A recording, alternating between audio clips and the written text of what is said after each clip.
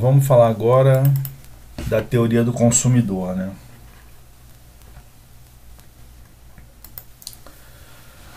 Bom, a gente aprendeu lá na curva da demanda, né, que a quantidade demandada por um determinado bem X por parte do grupo de consumidores de uma sociedade vai depender do preço do bem X, do preço de outros bens complementares e substitutos, vai depender da preferência do consumidor, dos hábitos e costumes, né, e vai depender também um quarto item aqui que eu não estou lembrando. Da renda, né? Óbvio, né? Da renda é uma restrição orçamentária, né? A quantidade que você vai demandar pelo bem X depende da sua renda, obviamente. Então isso aí é muito importante que vocês saibam esses fatores que influenciam a quantidade demandada, tá? Na teoria do consumidor, a gente explora um pouco mais o comportamento do consumidor, indicando algumas características, né, que vão produzir influências na sua quantidade demandada. Né? As características são o que a gente chama de preferências, que são 4 basicamente. Né? Exaustividade, que são o seguinte: todas as combinações possíveis sobre os bens analisados devem ser consideradas pelo modelo.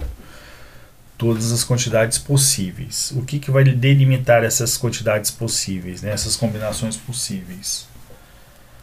A restrição orçamentária do consumidor, ou seja, quanto que ele tem de dinheiro para gastar.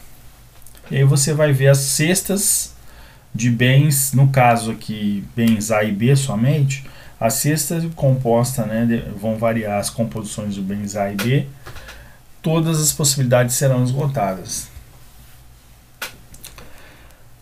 Segunda característica, transitividade. Transitividade é a sequência de preferências entre quaisquer 3 bens de uma sociedade organizada.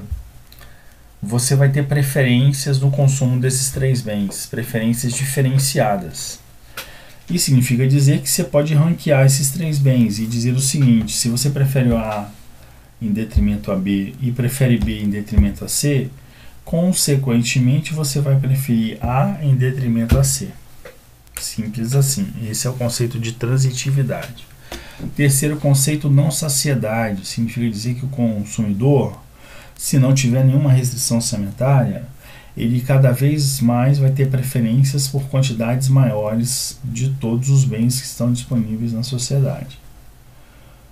Isso a gente chama de monotonicidade de preferência. Significa dizer que a preferência vai em uma direção só, de preferir sempre mais e nunca menos.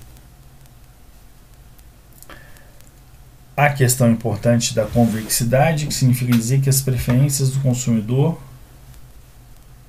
elas são estritamente convexas, ou seja, você pode pegar 2 cestas de bens A e B.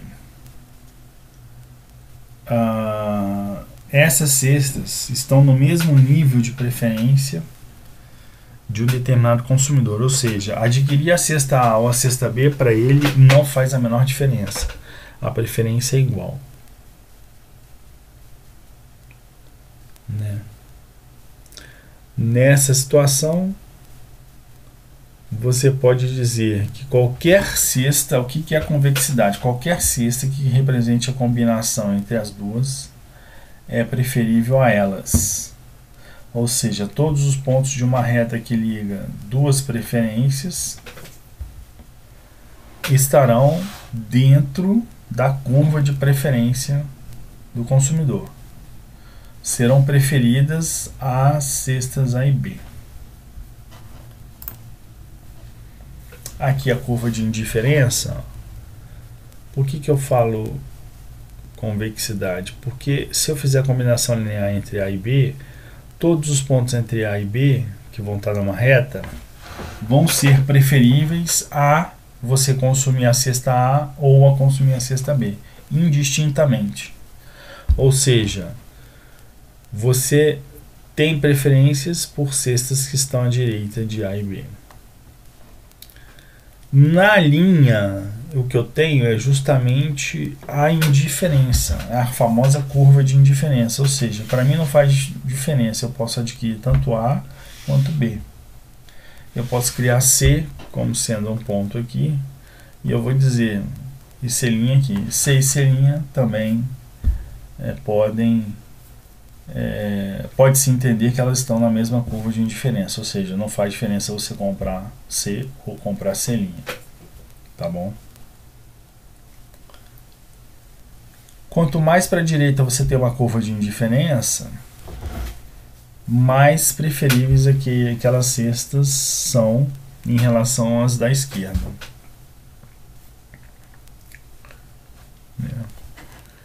Então é importante esses conceitos aqui, tá? Exaustividade, transitividade, não saciedade e convexidade. Trazendo o conceito do cuja oportunidade, você pode pensar como a substituição do bem A pelo bem B, que o bem B tem como cuja oportunidade perder um pouco do bem A. A gente pode trazer isso pela taxa marginal de substituição, né?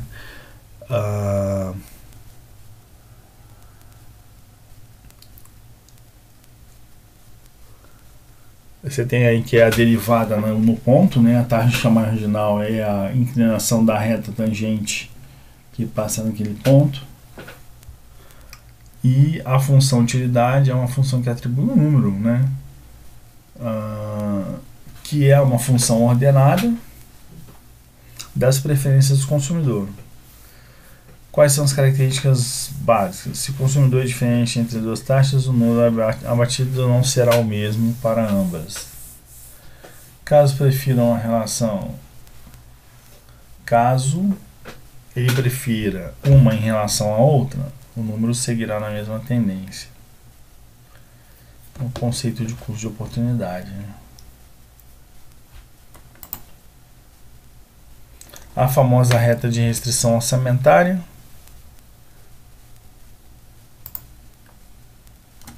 Vamos parar por aqui, porque a restrição orçamentária requer um pouco mais de tempo.